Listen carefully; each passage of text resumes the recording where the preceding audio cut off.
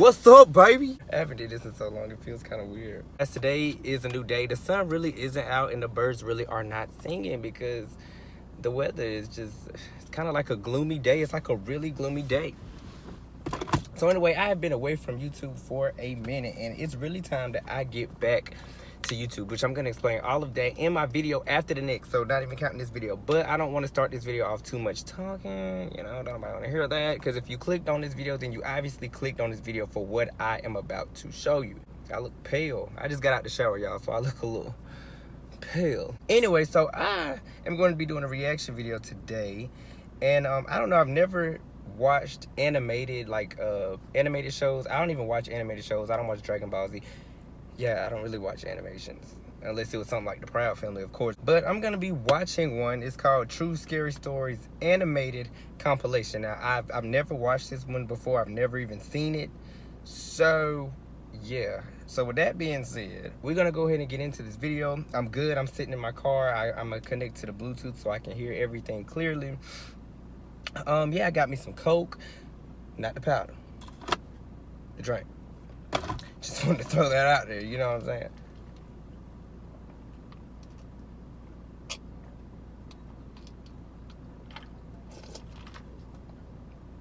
Oh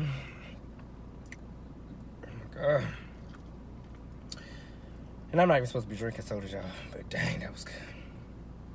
All right, let's get into this video. Now, I'm not gonna watch all of it, like the whole thing, because it's like long, so I'm only gonna watch a few of the stories and that'll be it. So let's watch. Get the screen recorded started. Here we go.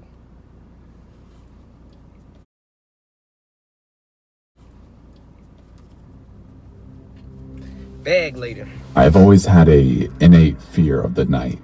Not so much the dark, but the night itself. As a child, my imagination was overcome with stories of creatures that come alive at night and the safety offered by a house and light. I never had anything to base this fear on, until a night when I decided to go with a buddy of mine to a baseball game and got stuck at a light at 2 a.m. after dropping him off at home. Of course, that night, the game went into extra innings, and so I didn't get a chance to drop my friend off back home until well after 1 a.m. Everything was fine on the way home until I hit a light right before the street that led to my house. I would have ran it. It was a T-junction and I was turning left. The light is one of those that you think is broken until it finally turns green right when you finally decide to just run it. Right. So, of course, I pulled up right as the light turned red. I would have just run the light, seeing as no one was there and it was closing in on 2 a.m. on a school night. But earlier that week, I had heard the phrase, character is what you do when no one is looking, and for whatever reason, that was the night I decided to prove to myself that I was a man of character. Big mistake. I pulled to a stop at the light, feeling good about myself, bordering on self-righteous, when I happened to look out of my window to my left and noticed a lady sitting all alone on a bus bench. Leave her there. We made brief eye contact and I quickly looked away. It was too late. I could see movement out of my peripheral vision and knew she was coming my way. I would have drove off. I looked out the window and noticed she was carrying a bag. I quickly checked that my doors were locked and that all my windows were up. That's me! I then moved my right foot above the accelerator just in case and braced myself for what was to come. I was hoping it would just be an awkward exchange and was praying for a quick light change before she reached me so I could just get out of there. But I knew there was a slim chance of that. She walked right up to my window, put down her bag, and began to tap on my window. I nervously looked up at her, and she mentioned for me to put my window down. Hell no. I had automatic windows, so I just imagined pushing too hard on the window button and that thing just coming all the way down. So I took a deep breath and lightly flicked it with my finger. The window moved microscopically down, but she didn't seem to notice or care. She then leaned in and began to talk. She said, "My boyfriend beat me up. I have a friend who lives down the street. Can you give me a ride?"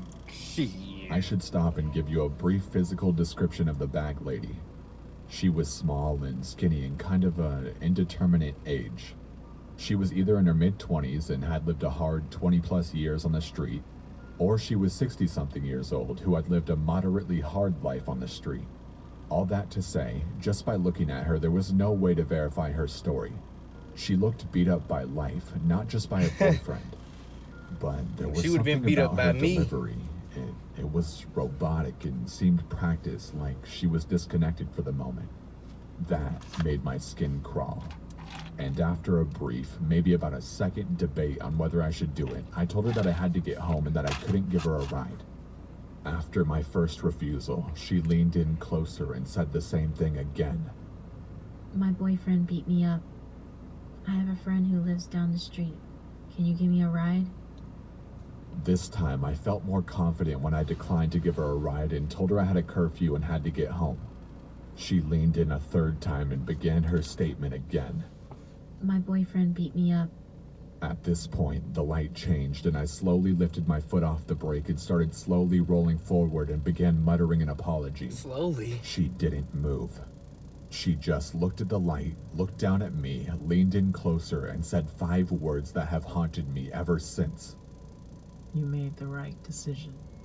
Then she picked up her bag and walked back towards the bench. I peeled out of the intersection and cried and screamed all the way home. I have no idea what she planned to do, or if there were more people waiting to jump in my car from the bushes had I moved to let her in. But that encounter has haunted me ever since, and has confirmed in my mind that nothing good happens after dark. That wasn't too bad. That wasn't too bad at all. Number 2. What this is, a bunny rabbit, an evil rabbit, a magician? I was on an equestrian team throughout middle school with about 9 other girls. My coach's name was Deborah, and one of the most awesome things about Deborah was that she'd always take our teams on reward trips or events. Trips included outings such as movies, water park dates, or just barn sleepovers. This particular trip was a trail ride overnight. We were ecstatic as trail overnights were only a summer thing, and it was one of the first ones of the year. Basically, a trail overnight was a weekend that we would go on a 3-day-long trail ride. We'd pack a bag or two, meet up on Friday morning at the stable, load up our horses and bags into the 3 trailers, and be on our way. The horse looked That hungry. was exactly how it happened this particular trip.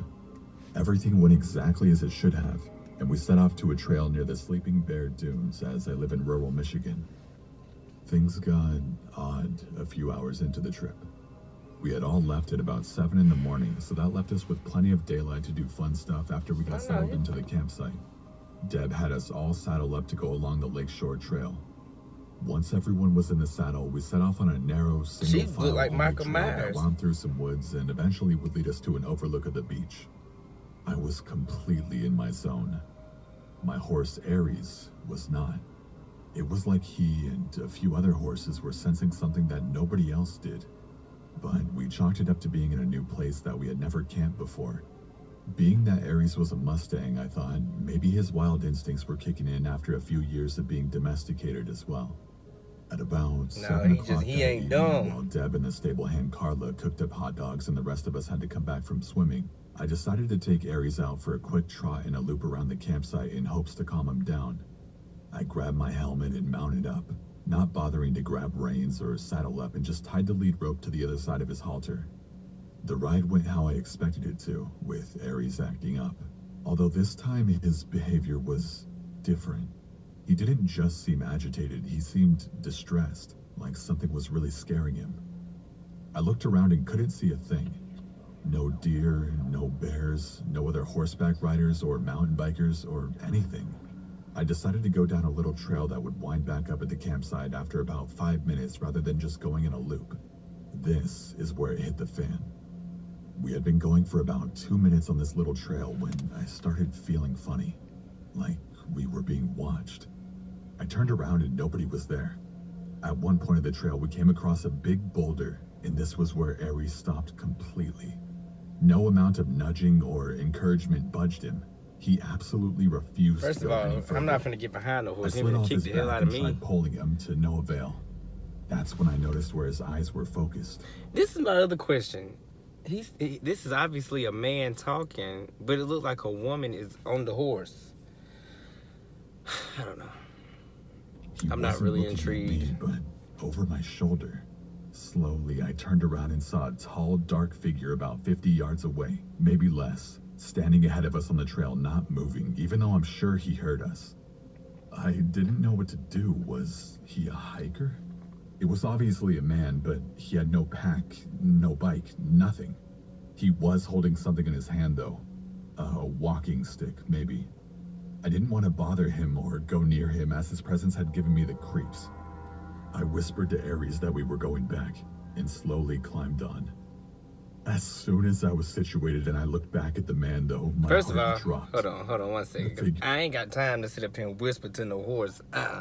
You turn your ass around. Let's get the hell up out of here. Cause some man right. First of all, I would have never went to the woods anyway. Camping? No. Going no camping. Your head turned towards us, watching. I could tell because I could faintly make out the zipper of his jacket. There was no doubt he had seen and heard us, so there was no point in trying to be subtle. I offered a wave. So you want to trying wave? Signal I was out of there and wouldn't be a bother. Ares was more than happy to oblige. Yeah. When I looked back again, my heart dropped even further and I froze. The figure was getting larger. The man was chasing us, running at full speed. Look how you I running. saw what was in his hand. You run like A machete. Pinocchio. It couldn't be, but it sure looked like some kind of weapon. I said Ares' name. Run, loudly Ares, in fear, run, and he Ares, knew what run. I wanted. He kicked into overdrive as the man had caught up to about 10 yards away from us. Mustangs are fast, and Ares was no exception. That made hanging on without a saddle a bit difficult, but I somehow knew that if I fell, my life was over. And just my luck, I did fall. Ares had put some distance between us and the man to where I could no longer hear. Wait a minute. Ares said, shit, bitch, I am gone. Run in the wind, bullseye. Boy, Ares ain't playing. I like Ares. See him, but it didn't take long for the machete guy to come within hearing range. The man came up over the hill of the trail and spotted me immediately. I knew I was doomed. The man started towards me, and before I could bolt, I heard the thundering sound of hooves speeding in my direction. The man, although I couldn't see his face beneath the hood of his jacket, I could tell he was looking behind me. I turned to and had to dive out of the way. Ares was speeding towards the man in like a freight train. I couldn't believe what I saw. Before the guy could dive out of the way, Ares struck him with full force and trampled him, making the guy yell out in pain. I still like Ares. Limply. More than likely a bone or two was broken. Okay, so Ares turned around and said, okay, so at this point, Ares said, nigga, I'm just finna stump you out. You done scared me, now I gotta whoop your butt. Like, I like Ares too. Ares a little thug. Ares a thug. Don't push me, but I hurt you. That's Ares. Ares was big for a Mustang, and being hit and run over by any horse isn't going to leave you without injury. Ares disappeared over the hill for a second, then came back and ran the man over a second time. Okay, Ares. He stopped long enough for me to scramble onto his back, and we sped to the campsite.